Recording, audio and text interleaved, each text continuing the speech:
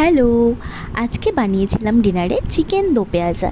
চিকেনটাকে নুন, হলুদ, লঙ্কার গুঁড়ো আর সামান্য তেল দিয়ে ম্যারিনেট করে রেখে দিয়েছিলাম। তারপর পেঁয়াজ, টমেটো ডুমো ডুমো করে কেটেছিলাম আর কিছুটা কুচি করে কেটে নিয়েছিলাম। সাথে ছিল আদা রসুনের পেস্ট আর একটু কাজু বাদামের পেস্ট।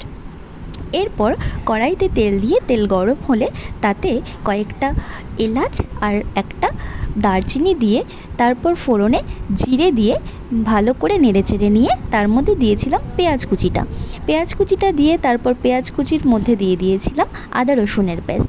আদা রসুনের কাঁচা গন্ধটা চলে যেতেই তার মধ্যে দিয়েছিলাম হলুদ গুঁড়ো, লঙ্কার গুঁড়ো, জিরে গুঁড়ো, ধনে গুঁড়ো। ব্যাস একটা দিয়ে ভালো মতো মিশিয়ে নিয়েছিলাম। এইবার দিয়ে দিয়েছিলাম টমেটো কুচিটাকে আর সামান্য কাঁচা লঙ্কা কুচি।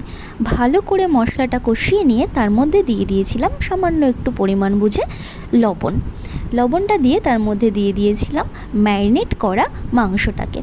এইবার মাংসটাকে মশলার সাথে ভালো মতো মিশিয়ে নেওয়ার পর দিয়ে দিয়েছিলাম কাজু বাদামের পেস্টটা।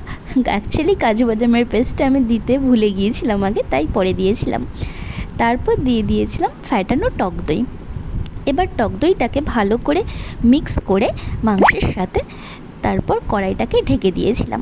এরপর অন্য পাত্রে আমি সামান্য তেল দিয়ে তেল গরম হলে তাতে মৌরি আর শুকনো লঙ্কা, কাঁচা লঙ্কা ফোড়নে দিয়ে দিয়েছিলাম ডুমো ডুমো করে কাটা পেঁয়াজটা আর টমেটোটা আর সামান্য একটু পরিমাণ বুঝে লবণ দিয়ে ওটাকে সামান্য একটু ভেজে নিয়েছিলাম হালকা মতো।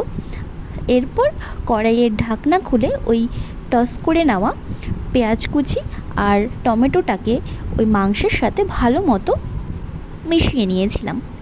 এরপর ওপর থেকে ছড়িয়ে দিয়েছিলাম কসুরি মেথি।